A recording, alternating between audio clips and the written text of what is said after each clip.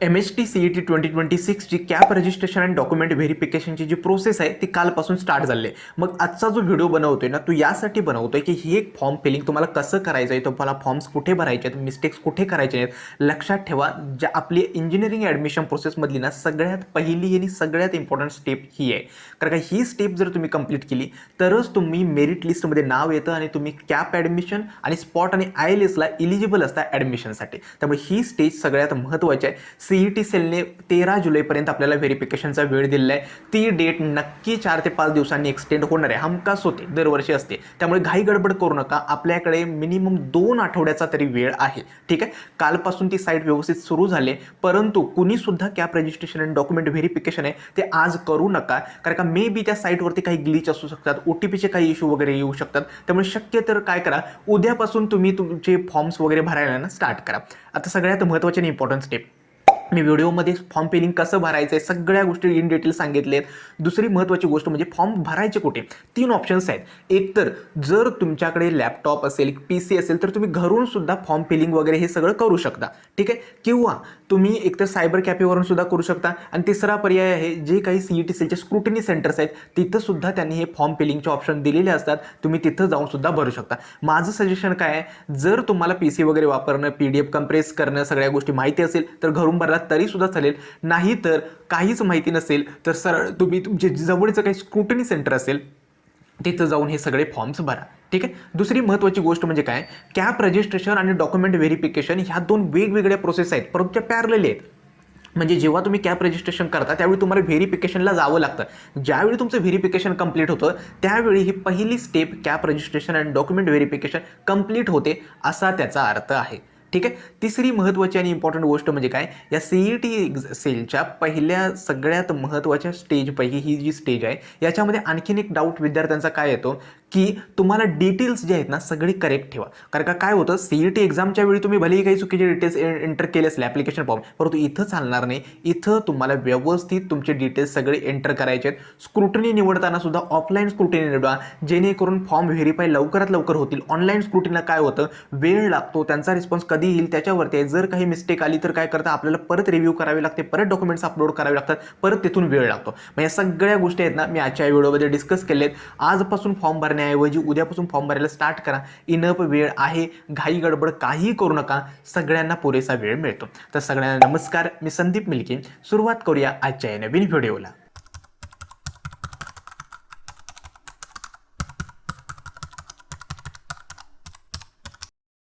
व्हिडिओच्या सुरुवातीला एक छोटीशी अनाउन्समेंट, लवकरच आमची जी पर्सनल काउन्सिलिंग बॅचची रजिस्ट्रेशन्स आहेत ते आम्ही क्लोज करतोय, कारण का त्या सीट्स वगैरे आता भरत आले आहेत आणि प्रोसेससुद्धा स्टार्ट झाली. त्यामुळे ज्या मुलांना पर्सनल काउन्सिलिंग बॅचमध्ये इनरोल करायचं आहे लवकरात लवकर इनरोल करा.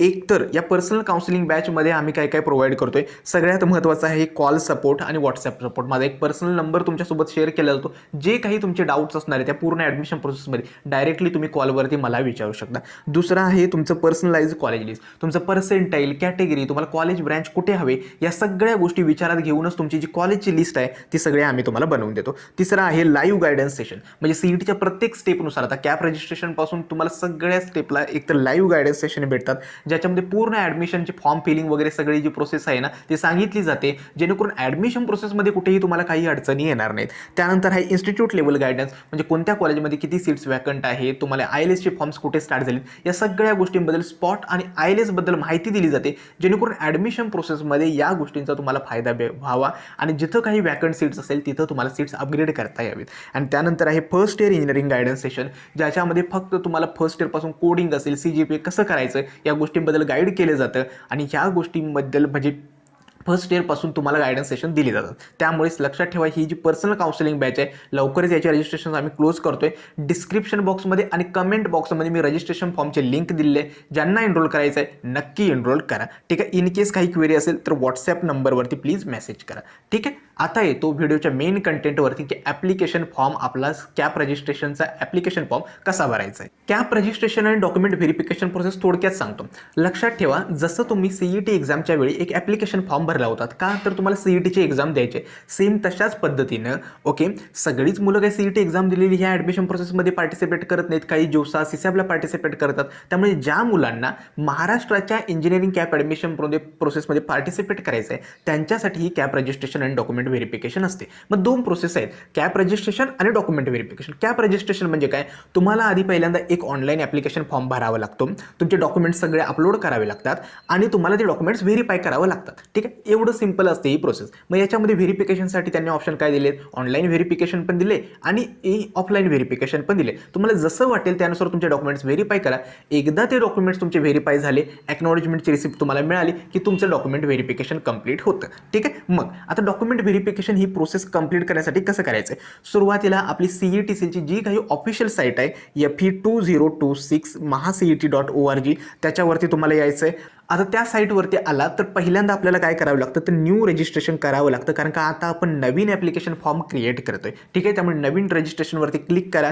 त्यानंतर तुमची लॉग इन विंडो ओपन होते. जो तुम्ही CET सेलच्या लॉग इन तुम्ही केलं होतं तुमचा रिझल्ट बघण्यासाठी, ॲडमिट कार्ड डाउनलोड करण्यासाठी, ती ईमेल ID आणि पासवर्ड एंटर करा. इन केस काही विसरला वगैरे असेल तर रिसेट पासवर्ड करून तुम्ही ते ॲक्सेस करू शकता. ठीक आहे, जी विद्यार्थी JEE किंवा जोसा ज्यांनी CET एक्झाम दिली नव्हती आणि जे फर्स्ट टाइम रजिस्ट्रेशन करतायत त्यांनी न्यू युजर बनवून नवीन युजर क्रिएट करायचा. ठीक आहे, आता येतो नेक्स्ट प्रोसेसमध्ये. नेक्स्ट प्रोसेस विंडो ओपन झाल्यानंतर इथं तुम्हाला दिसेल centralise admission process registration, CAP registration. हा ऑप्शन लॉग इनमध्ये तुमच्या इनेबल झालेला असेल.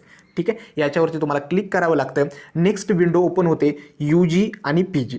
आता या दोन्हीपैकी पहिल्यांदा लक्षात ठेवा, आपण अप्लाय करतोय ती बॅचलर ऑफ इंजिनिअरिंग, याच्यावरती तुम्हाला क्लिक करायचं आहे. ठीक आहे, हे अप्लाय केल्यानंतर नेक्स्ट विंडो आपली ओपन होते, ज्याच्यामध्ये तुमचे CETचे डिटेल्स विचारले जातात. मग तुम्हाला पहिला क्वेश्चन आहे की तुम्ही 2026ची PCM CET अप्लाय केलंय का, तिथं जर केलं असेल तर येस लिहायचं.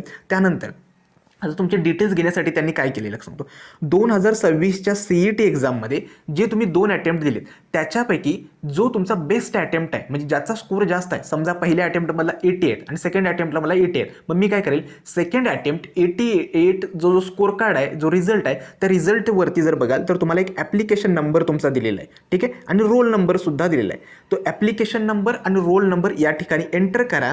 ठीक आहे, आणि तुमची डेट ऑफ बर्थ या ठिकाणी एंटर करा आणि क्लिक करा चेक PCM डिटेल्सवरती. मग तुम्हाला तुमचे जे डिटेल्स आहेत ना खाली सगळं व्यवस्थित सगळे दाखवले जातील. ठीक आहे, त्यामुळे हे लक्षात ठेवा की जो काही तुमचं बेस्ट स्कोर आहे दोन्ही अटेम्प्टपैकी त्या रिझल्टवरचं ॲप्लिकेशन नंबर आणि रोल नंबर तुम्हाला या ठिकाणी एंटर करायचं आहे आणि डेट ऑफ बर्थ आणि चेक PCM डिटेल्सवरती क्लिक केले तर तुमचे सगळे डिटेल्स जे आहेत ते या ठिकाणी दिसतात. ठीक आहे, त्यानंतर जसे तुम्ही चेक PCM वरती क्लिक कराल, नेक्स्ट आहे have you appeared for PCB. काही मुलांनी PCBच्या ग्रुपची सुद्धा एक्झाम दिली असेल, त्यांनी येस किंवा नो करा.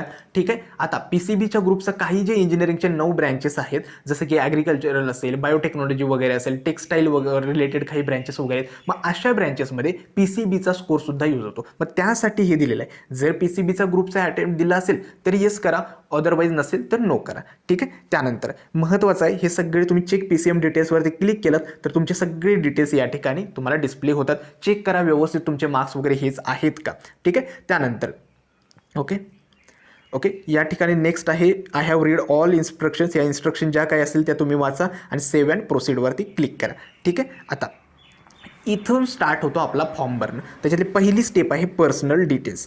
ठीक आहे, आता पर्सनल डिटेल्समध्ये काय करायला विचारलं आहे, पहिला कॅन्डिडेटचं फुल नेम. आता हे जे कॅन्डिडेटचं नेम आहे हेच तुमचं पूर्ण इंजिनिअरिंग ॲडमिशन प्रोसेसमध्ये कॅरी फॉरवर्ड होणार आहे. म्हणजे आत्ता जो डेटा तुम्ही देत आहे ना तोच कॉलेजेससुद्धा पुढेही तुम्हाला यूज करतं. त्यामुळे हे जे नाव आहे इथं स्पेलिंग मिस्टेक वगैरे काही करू नका. ही फायनल स्टेज असते, इथं चेंज होत नाही. यानंतर एकदा फॉर्म सबमिट झाला की परत तुम्हाला ते तिकीट वगैरे रेज करत बसावं लागेल. त्यासाठी सांगतो की जे काही तुमच्या 12च्या मार्कशीटवरती नाव आहे, ठीक आहे, उदाहरणार्थ सुरुवातीला सरनेम असेल, त्यानंतर मिडल नेम असेल, सुरुवातीला सरनेम असेल, नंतर तुमचं नाव असेल, त्यानंतर मिडल नेम असेल, तर त्यानुसार तुमचं जे नाव 12च्या मार्कशीटवरती आहे त्यानुसार तिथे एंटर करा.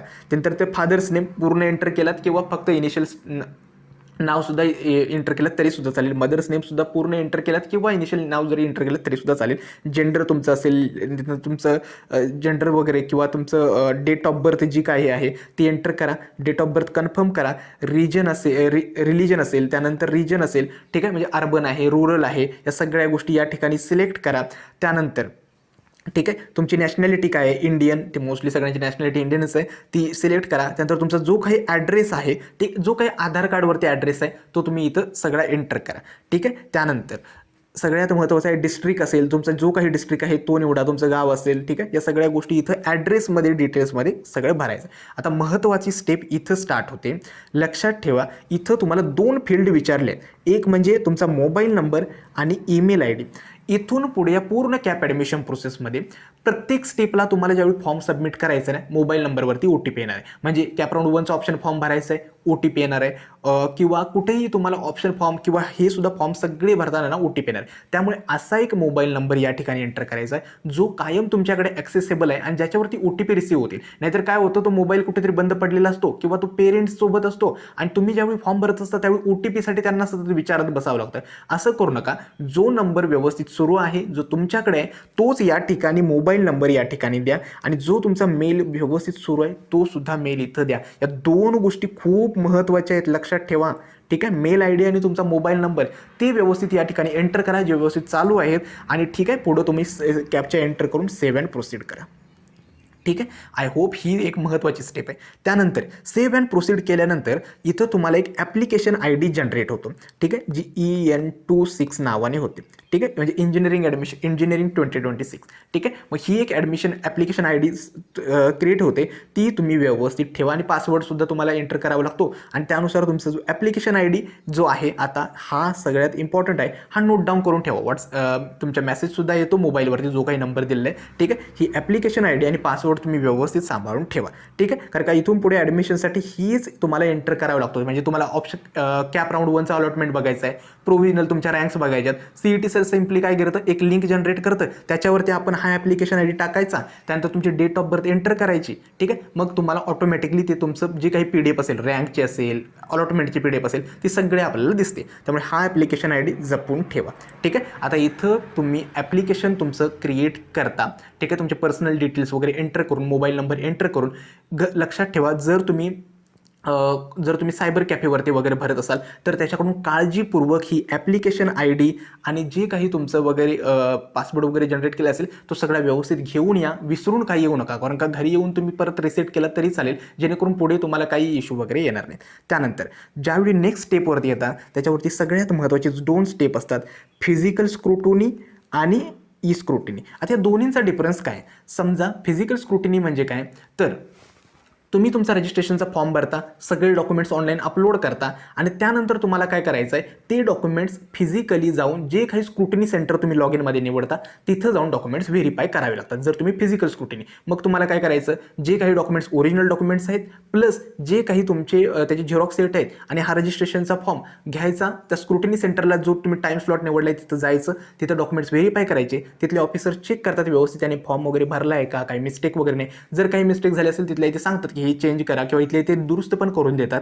ठीक आहे. आणि हे डॉक्युमेंट्स वगैरे द्या, व्यवस्थित आहेत की नाही चेक करतात, तुम्हाला स्टॅम्प देतात आणि तुमचं व्हेरिफिकेशन यावेळी कंप्लीट होतं. हे आहे ऑनलाईन स्क्रुटिनी. ई स्क्रुटिनी म्हणजे काय? ई स्क्रुटिनी म्हणजे काय, तर तुम्हाला कुठेही जायची गरज नाही. तुम्ही सगळे डॉक्युमेंट्स तुम्ही सगळे सक्सेसफुली सबमिट केलेत आणि ई स्क्रुटिनीचा ऑप्शन निवडलात, मग तुमचा रजिस्ट्रेशन फॉर्म ज्यावेळी तुम्ही सबमिट करता तो ऑटोमॅटिकली एका इंजिनिअरिंग स्क्रुटिनी कॉलेजमध्ये जातो. तिथले ऑफिसर्स व्हेरीफाय करतात.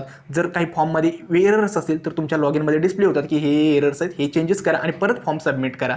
ठीक आहे. जर काही फॉर्म सक्सेसफुली सबमिट झाला तर तुमच्या ॲप्लिकेशन फॉर्ममध्ये ॲक्नॉलेजमेंटची रिसिप्ट येते की सक्सेसफुली व्हेरीफाईड. ठीक आहे. काय निवडायला पाहिजे, लक्षात ठेवा, शक्य तर जास्तीत जास्त फिजिकल स्क्रुटिनी निवडा. ऑनलाईन स्क्रुटिनीचे तोटे काय सांगतो.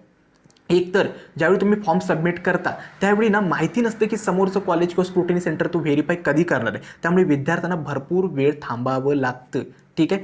भरपूर केसेस अशा झाल्यात की एकदा त्यांनी व्हेरिफिकेशन वगैरे करताना काही जरी एरर असेल तर ते लॉग इनमध्ये देतात, परंतु लॉग इनमध्ये दिसल्यानंतर आपल्याला समजत नाही की काय चेंज करायला पाहिजे. तेच जर तुम्ही फिजिकल स्क्रुटिनीमध्ये व्हेरिफिकेशन केलात तर काय होतं, ॲटलिस्ट समजतं की नाही, त्यांना विचारता येते की सर इश्यू काय आहेत, काय करता येईल वगैरे. ऑनलाईन स्क्रुटिनीमध्ये हे सांगणं खूप डिफिकल्ट आहे, म्हणजे डायरेक्ट कम्युनिकेशन नाही आहे. दुसरं, तुमच्यात एरर आली, परत तुम्ही फॉर्म सबमिट केला तर माहिती नाही की तो परत कधी म्हणजे व्हेरीफाय होईल. त्यामुळे शक्य तर जास्तीत जास्त फिजिकल स्क्रुटिनी निवडा, जेणेकरून जे काही स्क्रुटिनी सेंटर्स आहेत ती सुद्धा तुम्हाला मदत करतील. ठीक आहे. आणि ई स्क्रुटिनी असेल तर ज्यांना पॉसिबल नाही आहे, जे आउट ऑफ स्टेट महाराष्ट्र आहेत त्यांनी ई स्क्रुटिनी निवडा. ठीक आहे. नेक्स्ट प्रोसेस आहे, जर तुम्ही समजा मी फिजिकल स्क्रुटिनी निवडली, तर फिजिकल स्क्रुटिनी निवडल्यानंतर तुम्हाला कुठल्या सेंटरवरती जाऊन व्हेरिफिकेशन करायचं ते दिलेलं असतं. मग तुम्हाला तुमचा जिल्हा निवडावा लागतो. त्या जिल्ह्यामध्ये निवडल्यानंतर तुम्हाला त्या जेवढी काही स्क्रुटिनी सेंटर्स आहेत ना, सगळ्यांची यादी इथं दाखवली जाते. ठीक आहे. जी यादी तुम्हाला दिसली त्याच्यामधून तुम्हाला जे काही तुमचं जवळचं स्क्रुटिनी सेंटर आहे ते निवडायचं आहे आणि तुम्हाला कधी व्हेरिफिकेशनला जायचे आहे ती डेटसुद्धा तुम्हाला निवडायची आहे. ठीक आहे. ती डेट निवडल्यानंतर त्या डेटवरती किती स्लॉट्स अवेलेबल आहेत हे सगळे स्लॉट्स इथं दाखवतात. मग तुम्हाला जो स्लॉट हवा आहे ज्या टायमिंगमध्ये तो या ठिकाणी निवडावा लागतो. एकदा तो स्लॉट निवडलात की मग तुम्हाला तिथं तुमचं बुकिंग झालं असं होतं. ठीक आहे. मग त्या वेळेमध्ये त्या टाईम स्लॉटमध्ये तिथं तुम्हाला ओरिजिनल डॉक्युमेंट्स घेऊन जावे लागतात व्हेरिफिकेशनसाठी. ठीक आहे. आय होप तुम्हाला ही स्क्रुटिनी सेंटरची जी प्रोसेस आहे निवडायची ती समजली असेल. ठीक आहे. नेक्स्ट जी प्रोसेस आहे त्याच्यातलं पहिलं आहे कॅन्डिडेचर टाईप डिटेल्स. कॅन्डिडेचर टाईप डिटेल्स म्हणजे काय, तुमचा कॅन्डिडेट टाईप कुठला आहे. मग त्याच्यासाठी आपल्याकडे 5 टाईप आहेत. Type A, type B, C, D, E. Type A म्हणजे काय, ज्यांची 10वी आणि 12वी महाराष्ट्रातल्या एखाद्या कॉलेजमधून झाले आणि ज्यांच्याकडे डोमिसाईल सर्टिफिकेट आहे महाराष्ट्राचा त्यांच्यासाठी टाईप ए येतं. मोस्टली टाईप एच असतात. ज्यांची 10वी किंवा 12वी दुसऱ्या स्टेटमधून झाले आणि ज्यांच्याकडे म्हणजे विद्यार्थ्याकडे किंवा विद्यार्थ्यांच्या पालकांकडे डोमिसाईल सर्टिफिकेट आहेत ते येतात टाईप बीमध्ये. टाईप सी म्हणजे काय, जे गव्हर्नमेंट ऑफ इंडियाचे एम्प्लॉई आहेत आणि ज्यांचे पॅरेंट्स गव्हर्नमेंट ऑफ इंडियाचे एम्प्लॉई आहेत आणि ज्यांची पोस्टिंग महाराष्ट्रामध्ये सध्या तरी कॅप प्रोसेसच्या दरम्यान त्यांच्यासाठी टाईप सी येतं. सेम आहे टाईप डी म्हणजे ज्यांचे पेरेंट्स महाराष्ट्र स्टेट गव्हर्नमेंटचे एम्प्लॉईज आहेत त्यांच्यासाठी टाईप डी. आणि टाईप ई म्हणजे काय, जे काही आपल्या महाराष्ट्रातले जे एरिया आहेत रिजन बॉर्डर वगैरे एरिया साईडला कर्नाटक बॉर्डर एरिया त्या विद्यार्थ्यांसाठी टाईप ई आहे. ठीक आहे. आय होप तुम्हाला हे कॅन्डिडेचर टाईप समजलं असेल. त्यांच्यासाठी सिम्पल आहे, त्यांनी हे सगळं व्यवस्थित एक्सप्लेनसुद्धा केलं आहे. वाचा आणि तुम्हाला तुमचा टाईप जो आहे तो निवडा. ठीक आहे. नेक्स्ट जी प्रोसेस आहे सेव्ह अँड प्रोसेस करा आणि पुढं कंप्लीट मूव्ह करा.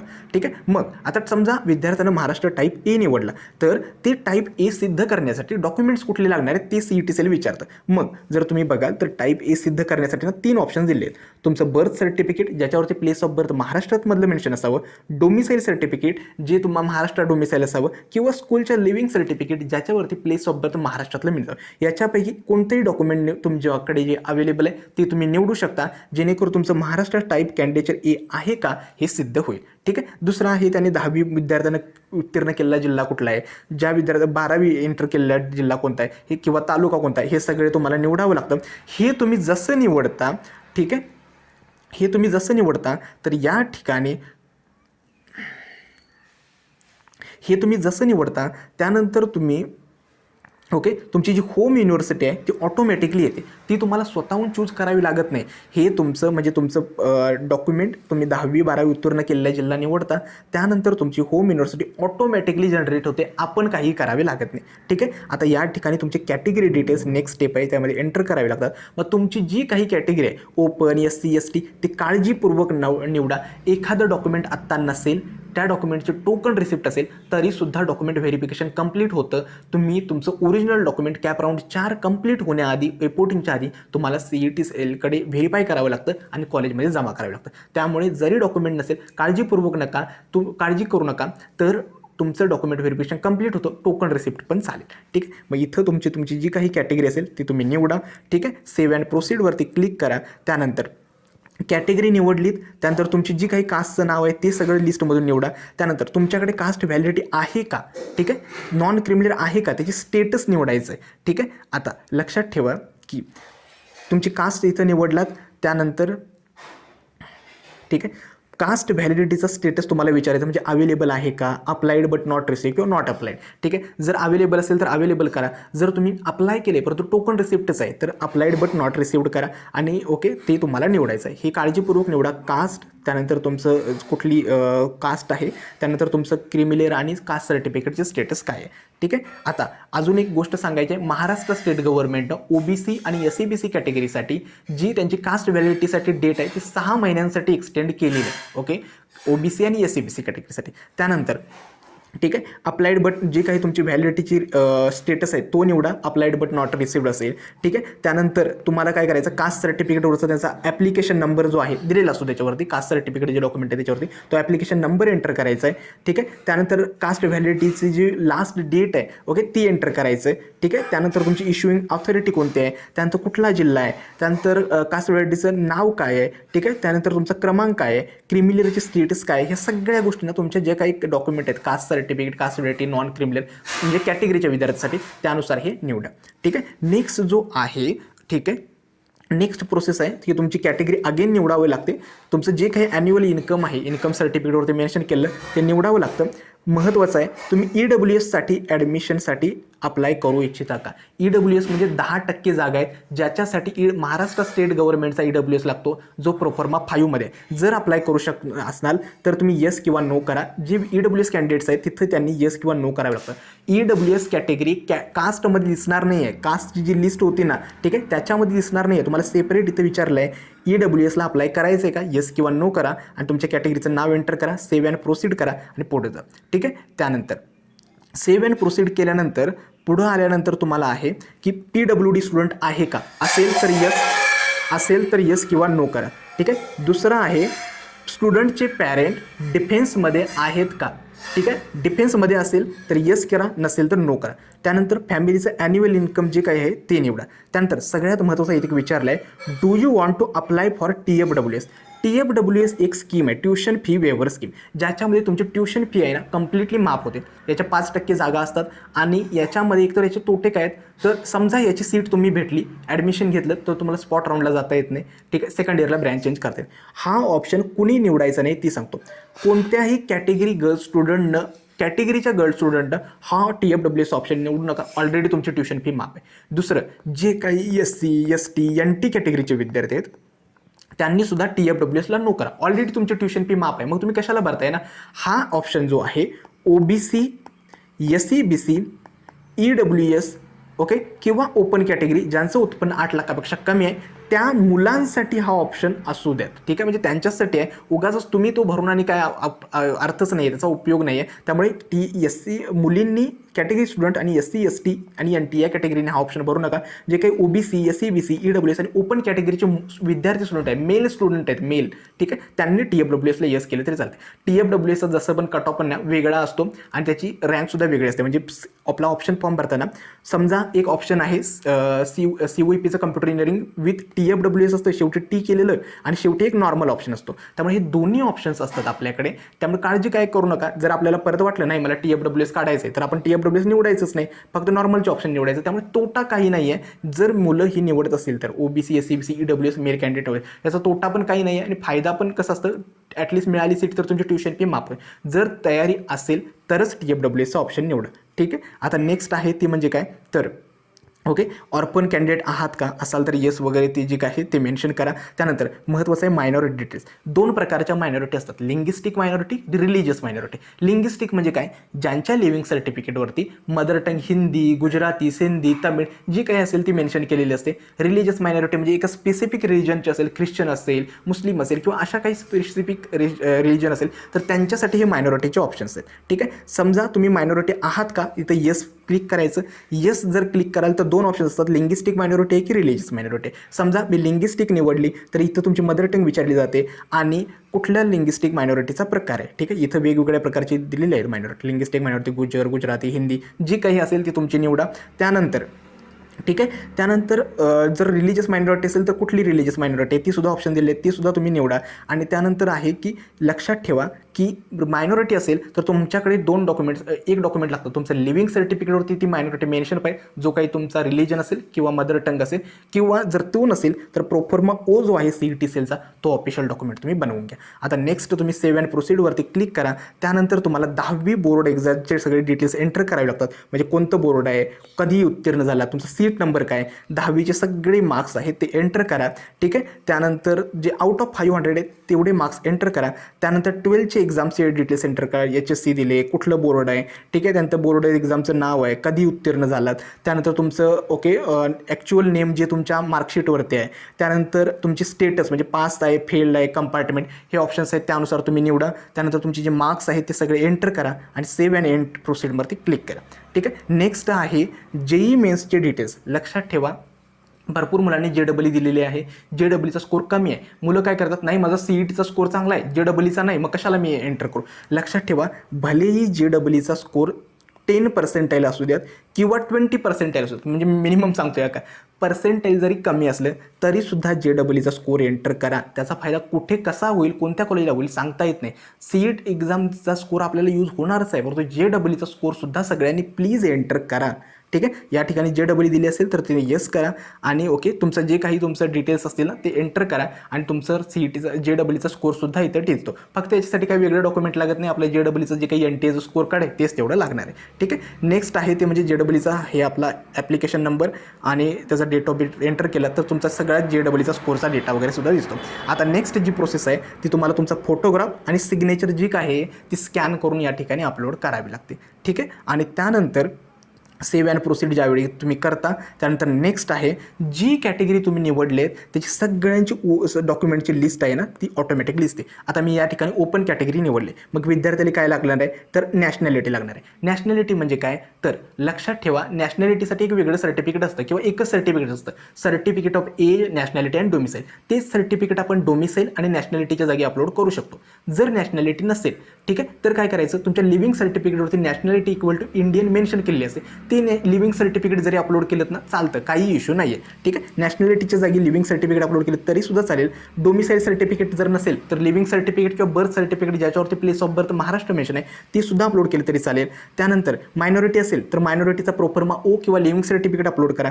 10वी आणि 10वीचं मार्कशीट, 12वीचं मार्कशीट आणि त्याचा PCMचा स्कोर. जर तुम्ही कॅटेगरी दुसरी निवडली, समजा मी OBC निवडली, तर या ठिकाणी अजून ॲडिशनल 3 डॉक्युमेंट्स ॲड होतील. कास्ट सर्टिफिकेट, व्हॅलिडिटी आणि नॉन क्रिमिनल हे सगळे डॉक्युमेंट्स तुम्हाला PDF, JPG, PNG फॉर्मॅटमध्ये बिलो 500 KBच्या आधी तुम्हाला स्कॅन करावे लागतात आणि इथं डॉक्युमेंट जाऊन तुम्ही प्रत्येक ॲरोवरती क्लिक करून तुम्हाला अपलोड करावं लागतं. ठीक आहे. अशी ही या ठिकाणी तुम्हाला डॉक्युमेंट्स अपलोड करावे लागतात आणि एकदा हे डॉक्युमेंट्स अपलोड केलेत आणि सेव्ह अँड प्रोसीड केलात तर तुमचा ॲप्लिकेशन फॉर्म आहे तो या ठिकाणी ओपन होतो, सबमिट होतो आणि तुम्हाला एक रजिस्ट्रेशनचा ॲप्लिकेशन फॉर्म तुमच्या स्क्रीनसमोर दाखवला जातो. त्याची प्रिंटआउट काढायची. आता काय करायचं सांगतो, जो काही रजिस्ट्रेशन फॉर्म एंडिंगला इथं सेव्ह अँड प्रोसीड केल्यानंतर दिसतो त्याचं प्रिंटआउट काढायची. जे काही तुमचे ओरिजिनल डॉक्युमेंट्स अपलोड केले आहेत ते सगळे ओरिजिनल डॉक्युमेंट्स घ्यायचे, त्याचे 2 झेरॉक्सचे सेट बनवायचे. ठीक आहे. प्रत्येक डॉक्युमेंटचे 2 झेरॉक्सचे सेट बनवायचे आणि ते घेऊन जर फिजिकल व्हेरिफिकेशन केलं असेल तर त्या स्क्रुटिनी सेंटरला व्हिजिट करायचं. जो काही टाईम आणि डेट तुम्ही निवडले त्यानुसार त्या स्क्रुटिनी सेंटरला व्हिजिट करायचं आणि तिथं जाऊन तुमचे डॉक्युमेंट्स व्हेरीफाय करायचे. डॉक्युमेंट्स व्हेरीफाय सक्सेस झाले कसं काय, एक तुम्हाला डॉक्युमेंट मिळतं रिसिप्ट कम एक्नॉलेजमेंट. हे जर डॉक्युमेंट तुम्हाला मिळालं त्याच्यावरती लिहिलं असतं की these are the documents have successfully verified by the scrutiny centre. ठीक आहे. हे डॉक्युमेंट तुम्हाला स्क्रुटिनी सेंटर देतं डॉक्युमेंट व्हेरिफिकेशन झाल्यानंतर आणि ते डॉक्युमेंट तुम्हाला मिळालं म्हणजे तुमचं व्हेरिफिकेशन कंप्लीट झालं असा त्याचा अर्थ आहे. ठीक आहे. जर ऑनलाईन स्क्रुटिनी निवडली असेल तर हे डॉक्युमेंट आपल्या लॉगिनमध्ये ऑटोमॅटिक येतं. आय होप ही प्रोसेस समजली. व्हिडिओ लांब झाला असेल काही हरकत नाही, लेंथ थोडी झाली परंतु ॲटलीस्ट तुम्हाला ही प्रोसेस समजली असेल. काळजीपूर्वक बघा, प्रोसेस इतकी डिफिकल्ट नाही आहे. स्क्रुटिनी सेंटरवरती जवळच्या गेलात तरीसुद्धा चालेल. CET सेल्सच्या साईटवरती सगळी लिस्ट दिलेलीच आहे किंवा घरातून केलात किंवा सायबर कॅफेमधून केलात तरीसुद्धा. सायबर कॅफेवरती गोंधळ असतो, काळजी घ्या की कुठं काही चुकीचा डेटा तेवढा एंटर होणार. फॉर्म सबमिट करण्याआधी अगेन अँड अगेन चेक करा. ठीक आहे. आय होप ही प्रोसेस समजली असेल. आजचा जो व्हिडिओ आहे तो इथेच मी थांबवतो. धन्यवाद.